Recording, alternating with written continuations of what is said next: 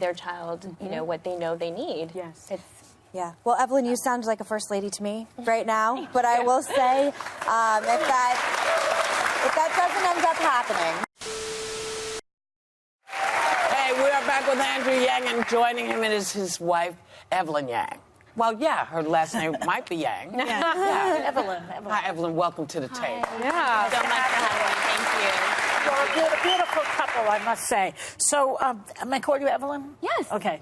So your husband's campaign started with his Gmail list, right? Yes. Okay. And now he's raised millions of dollars. What do you make of this? I mean, it's an amazing thing. He has all these Yang Gang people out there rooting for him. And he started really with very little. Amazing. When he first told me he was running for president, I have to say I thought it was a phase, but I get it. It was after the last election, and he was pretty frustrated. But I think this is his passion coming through. Like he convinced me when he started talking about the solutions that he had for the country, and I was like, these solutions should exist. Like, this is a good message, but maybe you don't have to be the one to deliver it. And, you can go out there, you can deliver it, and people will pick it up. When candidates start entering the race, they'll see that these are really practical, doable solutions that can improve the lives of everyday Americans. And he said, all right, well, I'm not so sure about that, but let's try. Let's try it. And it's resonating. Yeah. And that's the reason why he's come so far. I think people can also tell that he's also a really genuine person. You know, what you see is what you get. We get that. Yeah. Yeah, you don't always see that in politics. Right. He's not a politician. People find it very refreshing, and it's a great American story. And I think what this country is all about. What I love that you both do is you share personal experiences, and you share your life and your family with this country. You have two beautiful children. Christopher, your older son, is on the autism spectrum, and you talk about that, and you hope to help other people. How did that diagnosis change your family and change just the way you think about things? Well, first of all, Christopher is so awesome. He's just a wonderful kid. And he made us parents, but he also made us better people. And we talk about all the time how grateful and how blessed we are to have our two beautiful children. And, the diagnosis is always difficult because you don't imagine, when you imagine your children, you don't imagine this for them. And then it happens, and, for far too many Americans, they're faced with this reality and they don't have the resources that they need to get their child the support that he or she needs. And we're very lucky to have those resources. So it's been really important for us to kind of share our story and just spread this awareness so that people know that it's much more common than you think. I mean, Andrew talks about all the time how atypical is the new typical. We all know someone who's neurologically atypical or has a disability or a special need. And this is America. And we need to make America accessible for all and have those supports. And it breaks my heart when I talk to families who don't have what they need and are just struggling to get by and give their child, what they know they need. Yes. Yeah. Well, Evelyn, you sound like a first lady to me right now. But I will say, if that doesn't end up happening, if you don't end up taking it to the top, Mr. Yang, I have said on the show numerous times, my husband and I like to play fantasy campaign football, and you are my dark horse VP pick. I've seen some pictures of you and Joe Biden. If it ends up being him together, you guys look pretty cushy. If you were asked to be vice president, would you accept that role? And would you, in turn, accept being the, second lady, Evelyn? I'm here to help solve the problems that affect us all that we're leaving for our kids. If that's as president, great. If that's in some other capacity, also great, because we all need to do more to help build the country. What about Evelyn, now? I can confirm that is absolutely the truth. Would you guys be in for it, though? I would have to think about it when it would have to be a conversation. Fair enough. Like the conversation when we first embarked on this whole journey. When people thank me for running, I say thank my wife, one, for letting me run, and for two, sacrificing so much while I've been on the road. So thank you, baby. It's worth it, Tom. You know, Yeah. First of all, thank you for always coming and being a genuine person. And that answer is an answer I have never heard anyone say. And I have to say, my eyeballs are popping out. And I'm thrilled to hear you say it's about making the country better. It's not about me winning. It's I'll about do what I can. I'll do my. I just. Because everyone says, I'm running for president. Right. I'm the best. Thank you. I'm the best. Well, you know what? Thank you. You're pretty great. Our thanks to Andrew and Evelyn Yang. We'll be back. I'm trying to find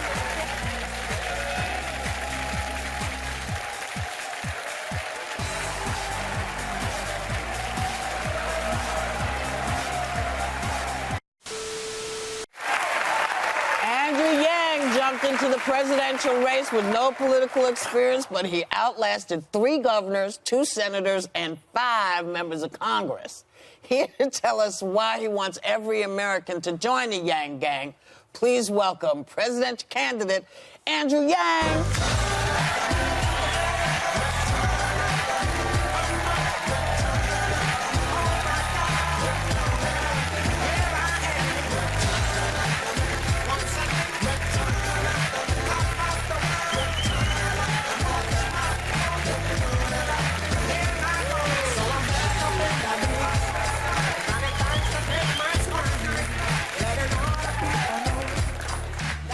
Welcome back. It's great to be back. Thanks for having me. Good to see you, man. Of course. Plus, my wife is backstage, and she's a big fan, so this is a thrill. Well, she's coming on after you. Yeah, she's not just backstage. She'll be joining us on the panel. But before she comes out, we got to get to Iran, because that is really the issue that the world is talking about. And you want the job of president of this country, one of the main issues you would be dealing with. I want to ask, because we've been talking about, is the cost worth it to taking out General Soleimani, number 2 in command there? If you were in Trump's position, what would you have done? 75% of Americans do not want a war with Iran. So we should not be responding disproportionately in a way that elevates the conflict and tension in the region. We need to bring Iran back to the table and invest in a diplomatic solution. So you wouldn't have killed him? I would not have, no. I think it was a mistake. But, you know, it's interesting that they actually assassinated the guy. He's a terrible man, I get it. But they assassinated him in full view of the world. Don't they usually do these, secretively when they assassinate a head of state, as he might be considered, since he was a general? Yeah, that's why it was so disproportionate. Why would they do that? Well, the story seems to be that a number of options were presented to President Trump, and he chose the most dramatic option that even the military leaders would never have expected him to choose. Why, does that help him in some way? Well, ordinarily, apparently they're presenting these extreme solutions to try and direct him towards something more reasonable, but in this case, he chose the most extreme. And that's not the way we should be making decisions, particularly when our soldiers' lives are at stake. So do you think this is one of those wag the dog moments that what people are talking about? I certainly hope he would never have made this. You know what that means, right? Where you start a war to distract? Yeah, go ahead. I certainly hope you would never have made this kind of decision for political goals. I think it was a mistake, and hopefully we can pull Iran back from the brink and, again, bring everyone to the table. All right. Mr. Yang, one of the concerns with President Trump for me since day one is that he has no foreign policy experience. Obviously, he was a failed businessman. You also you're a successful businessman. You're a businessman, but you don't have foreign policy experience. And given that it seems that tensions are rising, or at least it's been escalated, how do you think the American people can trust another businessman? I think Americans are looking for a commander-in-chief with the right temperament, judgment, and values. I would push the power to declare war back to Congress, where it belongs in our Constitution. We've been in a constant state of armed conflict for almost 20 years, and that's not the will of the American people. When I'm out campaigning across the country, people say we need to end the forever wars and bring our troops home, invest those resources right here at home. We spent over $6 trillion in the Middle East. Think about what that could have done for our families and communities over the last number of years. And I've been meeting with thousands of veterans who, when they come home, are still struggling with health issues, PTSD, trying to find jobs and opportunities. It's not just the resources, it's the human cost. Would you put people in the military in your cabinet or with military experience? Of course. We need to have people at the highest levels of government who have that kind of experience. Well, we had General Mattis. Unfortunately, he's not there anymore. He was the voice of reason. And what he said was that if you invest more in diplomacy, you have to spend less on ammunition, and that's exactly where we should be heading. That's right. He did say that. He did say that. I mentioned at the beginning that you have outlasted many Washington insiders running for the nomination, yet somehow you're not getting the same kind of coverage. Are you okay with that? Is it easier to do what you need to do outside of the glare of people saying, well, why isn't he here when he should be here? Or this one's here and you're not here and you're the... Is it just easier to just do what you're doing? Because people seem to hear what you're saying. They're asking smart questions, and they don't seem to have the same distaste for you as a candidate as I've seen, with so many others. Well, the fact is Americans have been looking for some kind of change for years now. And it's not just this past cycle with Trump and Sanders. It's even Barack Obama's victory in 2008. We can recognize that our politicians and our government in D.C. are years behind the curve in terms of addressing the real challenges that we're seeing around us every day. And that's one reason why I'm doing so well. It's certainly not that the media has been fueling my rise, though full credit to you all, because you all have been an exception to this. I've been incredibly grateful for being able to come here on the show. Well, your fundraising numbers alone, you should be treated in the same capacity. I think you only raised $9 million less than Joe Biden. I mean, I do think the hashtag Yang Blackout is something that was real. But I am a numbers guy. I agree. Our numbers. Congratulations. But a little low. The media keeps talking about the lack of diversity in the Democratic field, and you were the only person of color who was, just give me a second, that who qualified for the last debate. Is being an Asian man not diverse enough for the media? I don't understand why you're completely excluded from this. Well, search me on this. Okay. But I'm very proud to be the first Asian American man to run for president as a Democrat. I'm the son of immigrants myself, and I certainly think that my perspective on the American dream is something that we should all be very, very proud of. My father grew up on a peanut farm in Asia with no floor, and here I am running for president.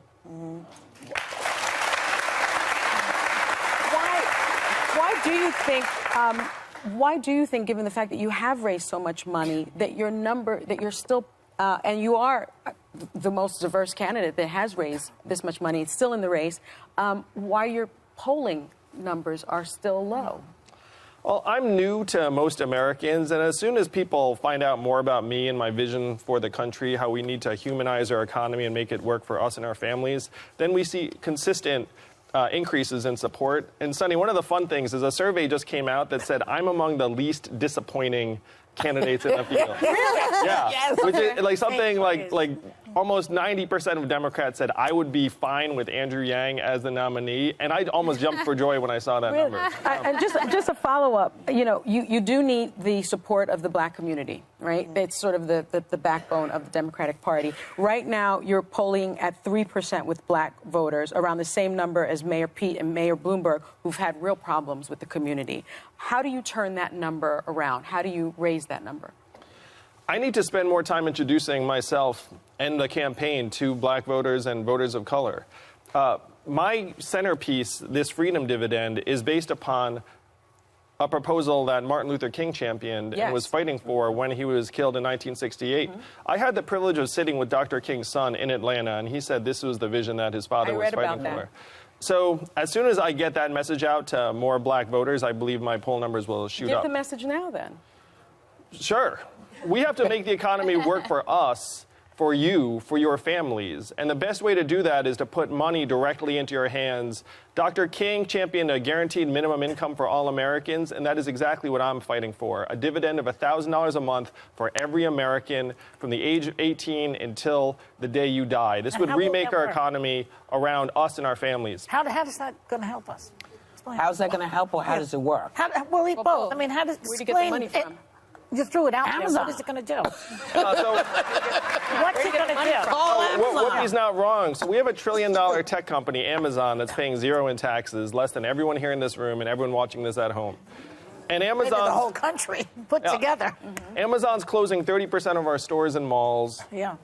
Most common job in the country is retail clerk. Average retail clerk's a 39-year-old woman making between $8 and $10 an hour.